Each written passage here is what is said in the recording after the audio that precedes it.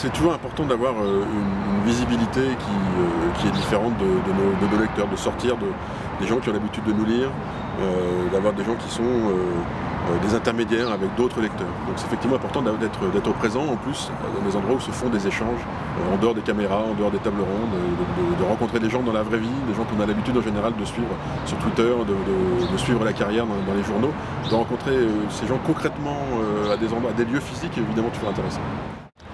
Je crois que l'intérêt d'avoir des gens qui sont rassemblés dans un endroit comme ça et qui essaient d'avoir une dynamique de création positive d'idées, de dire que la France n'est pas qu'un endroit où les choses vont mal, qu'il y a des gens qui créent, qu'il y a des gens qui essayent, qui tentent des choses, et à mon avis assez essentiel pour justement donner une note un peu optimiste. En plus il fait beau, donc c'est assez formidable d'avoir cette capacité rassemblée en un endroit, de gens qui disent tiens, allez, on essaye. Je crois que les Français osent beaucoup. C'est pas pour rien si on est, je crois, en Europe, un des pays où il y a le plus de création d'entreprises, où les gens, quand ils sont au chômage, essaient de trouver une solution par eux-mêmes. Ce qui manque finalement, c'est peut-être plus cette espèce de notion entre j'essaye et puis je grandis. Et d'avoir des gens qui vont dire bah tiens, nous on a essayé puis on a réussi, ou on essaie de réussir,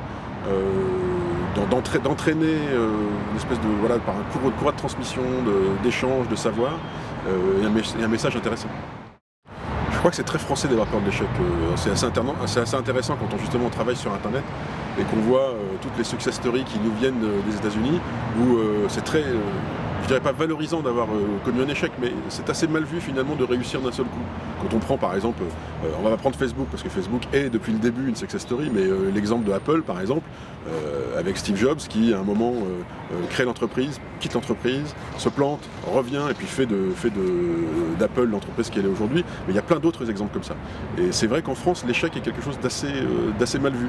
Bon, alors si on peut montrer que bah non, l'échec peut être quelque chose de positif, là aussi c'est intéressant.